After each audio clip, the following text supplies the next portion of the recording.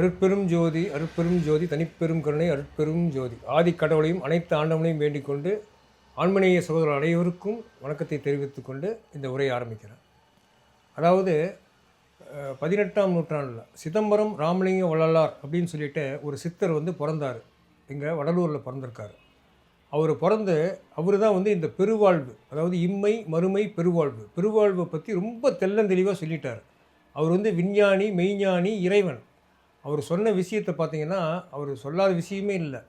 அப்பயே இரும்பை தங்கமாக மாற்றினார், வெள்ளியை தங்கமாக மாற்றினார், பல வித்தைகள்லாம் நேரடியாக செஞ்சு காமிச்சார். அதுக்கு ஆதாரம்லாம் அங்கே போனீங்கன்னா வடலூர்லேயே நீங்கள் பார்க்கலாம். அது பொய் சொல்ல, உண்மையை தான் சொல்கிறேன். அவர் மெய்ஞானத்தில் நிறைய விஷயம் சொல்லியிருக்கிறாரு. அதாவது எப்படின்னா அவர் 1875 கடவுளரை 2 கலந்துட்டார். அருட்பெரும் ஜோதி ஆண்டவரோட 2 கலந்துட்டு 5 தொழில்கள் செய்ய ஆரம்பிக்கிறார். 5 தொழில் செய்கிறார். படைத்தல், காத்தல், அழித்தல், மறைத்தல், அருள்தல், அந்த 5 தொழிலும் செய்கிறாரு. அதாவது எப்படின்னா அவர் சொல்கிறார், எவ்வுயிர் எங்கிருந்து வேண்டினும் அவ்வுயிர் கருள் புரி அருட்பெரும் ஜோதின்னு சொல்லிட்டு அகவலை சொல்கிறாரு. 1900 தான் பார்த்திங்கன்னா விமானம் கண்டுபிடிக்கிறாங்க. அதாவது மனிதன் எவ்வுயிர் எங்கிருந்து வேண்டினும் அவ்வுயிர் கருள் புரி அருட்பெரும் ஜோதிங்கிறார். அதாவது மனிதனுடைய முயற்சி, என்ன முயற்சி அவன் எடுக்கிறானோ அதுக்குண்டான ஈக்குவலான ஒரு சக்தியை கொடுக்குறாரு. அவர் 5 தொழில் பண்ண ஆரம்பிச்சிட்டார். எப்போ இருந்து 1875 அவர் ஆரம்பிச்சிட்டார். 2012 இந்த 4 யுகமும் முடிஞ்சிருச்சு அப்படிங்கிறது தான் வரலாறு. அவர் என்ன பண்ணுறாருன்னா 5 தொழில் பண்ண ஆரம்பித்த உடனே இன்றைக்கி பார்த்தீங்கன்னா அருள் தெருள் துரும்பும் ஒரு 5 தொழில் புரியும் சொல்கிறாங்க. அதாவது செல்ஃபோனுங்கிறது என்னென்னா ஒரு துரும்பு தான், அதில் உயிராற்றலே இல்லை. அந்த அருள் ஆற்றல் அந்த செல்ஃபோனுக்கு பட்டதுனால அது பல மடங்கு 5 தொழிலை செய்யுது. அது மாதிரி அவர் என்ன பண்ணுறாருன்னா வள்ளலார் தான் இப்போ 5 தொழில் பண்ணிகிட்ருக்கிறாரு. அவர் சொல்லாத விஷயமே இல்லை. அகவலில் எல்லா விஞ்ஞானம் எல்லாமே அண்ட சராசரில் இருக்க சாகா கல்வியை பற்றி தெள்ளந்தெளிவாக சொல்லியிருக்கிறாரு. அதன் மூலிமா பார்த்திங்கன்னா எந்த உயிர் இப்போ என்ன பறக்கணுமா, ஏரோப்ளேன்லேருந்து எல்லாமே எல்லா டிவைஸஸும் பார்த்திங்கன்னா இந்த பிரபஞ்சத்திலேயே புதுமையான விஷயங்கள் எல்லாமே இப்போ நடக்குது. அவர் 5 தொழில் செஞ்சிட்ருக்கார். அவருடைய இது என்னென்னா எல்லா உயிர்களும் சாவாமல் மரணம் இல்லாமல் இருக்கணுங்கிறது தான் அவருடைய நோக்கம். அதாவது இறைவன்கிட்ட அதுதான் வேண்டாரு. எந்த உயிருமே சாகக்கூடாது, எல்லா உயிருமே என்ன மாதிரி அருட்பெரும் ஜோதி ஆனவராய் மாறணும் அப்படின்னு சொல்லிட்டு அவர் இறைவன்கிட்ட வேண்டி தான் அந்த வரத்தை வாங்குறாரு. அவர் சொன்ன ஒரு விஷயம் என்னென்னா 8 அறிவித்து எனைத்தனி ஏற்றி அப்படின்னு சொல்லிட்டு சொல்கிறாரு. 8 தான் ஃபார்முலா அருட்பெரும் ஜோதி அவர் எனக்கு சொல்லியிருக்கிறாரு. இந்த அண்டம் சராச்சரம் பூராமே அந்த 8 ஃபார்முலாவில் தான் இயங்குது அப்படின்னு சொல்லியிருக்கிறாரு. இப்போ நான் சொல்கிற இந்த 8 விஷயத்தை பற்றி 1-2 விஷயத்த சொல்கிறேன். இதை இன்றைக்கி நீங்கள் குழந்தைகளும் இல்லை கல்வி படிக்கிற அந்த ஆசிரியர்களை கல்வி பயிலும் மாணவர்கள் கூட கேட்டிங்கன்னா இதில் இருந்து நீங்கள் ஒரு விஷயம் எடுத்துட்டிங்கன்னா நீங்கள் பெரிய விஞ்ஞானி ஆகலாம் அப்படின்னு சொல்லிட்டு இது ஏதோ என்னுடைய சிற்றறிவு கேட்டினது நான் சொல்கிறேன். அவனும் அவ்வளோ பெரிய ஆளுன்னு இல்லை. இப்போ 8 அறிவித்து அப்படின்னா இப்போ 8 கோணத்தில் இருக்க மூளை, 8 கோணத்தில் இருக்கிற மூளைக்கு பார்த்திங்கன்னா அதுக்குள்ளார எப்படி பதிவாகுதுன்னா 2 கண்ணு மூலியமாக தான் பதிவாகுது. ஸோ இது ஒரு ஃபார்முலா 8 அறிவித்து அப்படிங்கிறது இது ஒரு விஷயம்.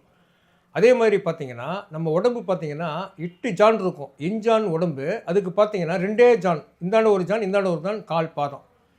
இது பார்த்திங்கன்னா இது 8 வரும். உடம்புடைய உயரம் பார்த்திங்கன்னா 8 ஜான் வரும். அதில் 2 ஜான் தான் பாதம் வரும். இது ஒரு ஃபார்முலா 8 அறிவித்துன்னு சொல்கிறாருல, இது 2வது ஃபார்முலா. 3வது ஃபார்முலா பார்த்திங்கன்னா இப்போ நீங்கள் சுவாசத்தை பார்த்திங்கன்னா 12 இன்ச்சு இழுக்கிறீங்க. 12 இன்ச்சு நம்ம இப்படி இழுத்து 8 இன்ச்சு உள்ளார வச்சுக்கிட்டு 4 இன்ச்சை வெளியில் விட்டுருவோம். இந்த ஃபார்முலா படி பார்த்தீங்கன்னா 8 அறிவித்து அப்படின்னு இது தான் வரும். 8 தான் வரும் இந்த ஃபார்முலா பாருங்கள். அதே மாதிரி இன்னொரு விஷயம் என்னென்னா இப்போ ஒரு மனிதன் இறந்து விட்டான்னு வச்சோங்களேன், 6 அடி நீட்டத்துக்கு குழி தோண்டுவோம், 2 அடி அகலத்தில் 2 அடி தோண்டுவோம். இது பார்த்திங்கன்னா 6 2 8, இதுவும் பார்த்திங்கன்னா 8 வருது. அதே மாதிரி இன்னொரு விஷயம் பார்த்திங்கன்னா இப்போ 8 முழம் வேஷ்டி இருக்கும். 8 முழம் வேஷ்டி என்ன பண்ணுறோம், 2 தான் மடித்து கட்டுறோம், 4 மடித்து கட்டல. இது ஒரு ஃபார்முலா பார்த்திங்கன்னா 8 அறிவித்து 8 இதுக்குள்ளார வரும். இப்படி நிறைய ஃபார்முலாக்கள் இருக்குது. இப்போ கர்மா, இப்போ நம்ம செய்கிற கர்மா வினை பார்த்திங்கன்னா 8 சனி பகவான் கர்மக்காரகன்னு சொல்லிட்டு ஜோசியத்தில் சொல்லுவாங்க. அந்த 8 வகையான கர்மாக்களை செய்யும்போது 2 வகையான கர்மா தான் நமக்கு வரும். என்ன வரும், நல்வினை தீவினை, அவ்வளோதான் வரும். இது 8 இப்படி சிதம்பரம் ராமலிங்க வள்ளலார் பார்த்திங்கன்னா ஒரு 8 அறிவித்துன்னா இதே மாதிரி தான் டோட்டல் பிரபஞ்சமே இந்த 8 பேஸ் பண்ணி தான் இயங்கிட்டு இருக்குது அப்படின்னு சொல்லிட்டு சொல்கிறாரு. இப்போ இந்த 8 ஃபார்முலாவை நாம் அப்ளை பண்ணிட்டோம்னா நீங்கள் யாராக இருந்தாலும் இதே 8 தான் இருக்கும். இதுதான் கரெக்டான ஃபார்முலா.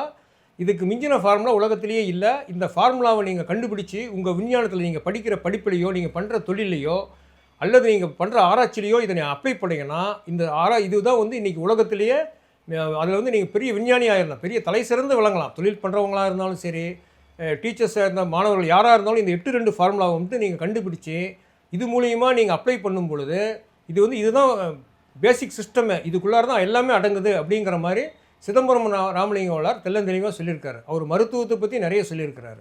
மருத்துவம், அப்புறம் குவாண்டம் வேல்டுன்னு சொல்லுவாங்க. குவாண்டம் வேல்டுன்னா ஒன்றுமே இல்லை. குவாண்டம் வேல்டு வந்து நம்ம பிறக்கிறதுக்கு முன்னாடி நம்ம வந்து அப்பா உடம்புல இருந்து ஒரு அணுவாக இருந்து அம்மா உடம்புக்குள்ளார போகிறோம். அப்போ வந்து அந்த வேர்ல்டு தான் குவாண்டம் வேர்ல்டு. பல கோடி மடங்கு சின்னதாக இருக்கிறோம்.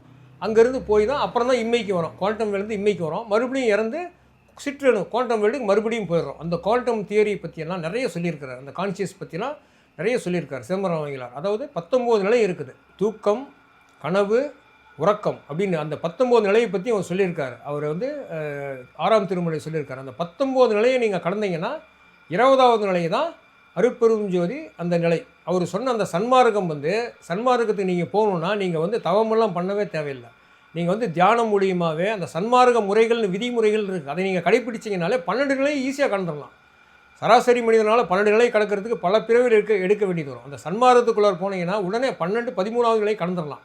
அந்த 13வது நிலையை பற்றி சொல்லணும் அப்படின்னா இப்போ ஒரு மனிதன் மாண்டு விட்டால் 13 நாள் காரியம் பண்ணுவாங்க. ஒவ்வொரு நாளைக்கும் ஒவ்வொரு நிலையும் அவன் கடப்பான்னு சொல்லிட்டு கடக்க வேண்டும்னு சொல்லிட்டு நம்ம என்ன பண்ணணும்னா உட்காந்துக்கிட்டு நாம் வந்து வேண்டணும், இறைவன்கிட்ட வேண்டி இறைவா இப்போ இன்றைக்கி ஒரு நாள் ஒரு நிலை கடக்கணும் அப்படின்னு சொல்லி நம்ம முன்னோர்கள் அதாவது நம்ம உறவினர்கள் எல்லாம் உட்காந்து உறவினர்கள் எல்லாம் உட்காந்து நம்ம வந்து இறைவன்கிட்ட வேணும்னா ஒவ்வொரு நிலையாக அவர் கடந்து 13 நிலையை கடந்து அப்பொழுது தான் மனது சாந்தி அடையும். அதுக்கு தான் அந்த நாள் 13 நாள் காரியம் வச்சாங்க, சும்மா வைக்கல. நம்ம முன்னோர்கள் வந்து ரொம்ப தெளிவாக கச்சிதமாக வச்சுருக்காங்க. அந்த 13 நாள் காரியம் முடிஞ்சோன்னா ஆத்மா சாந்தி அடையும்.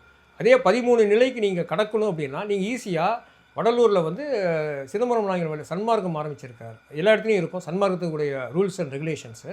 அது நீங்கள் பார்த்தீங்கன்னா 13 நிலை நீங்கள் ஈஸியாக கடந்துடலாம். அந்த நீங்கள் ஆன்மா அமைதியான நிலை 13 நிலை கடந்துட்டிங்கன்னா அதுலேருந்து ஒரு 6 நிலையை நம்ம கடந்துட்டோம்னா மரணமில்லா பெருவாளை ஈஸியாக அடைஞ்சிடலாம்.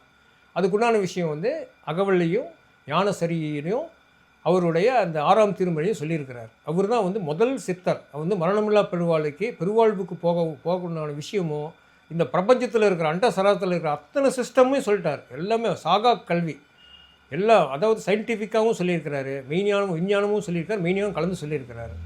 நன்றி.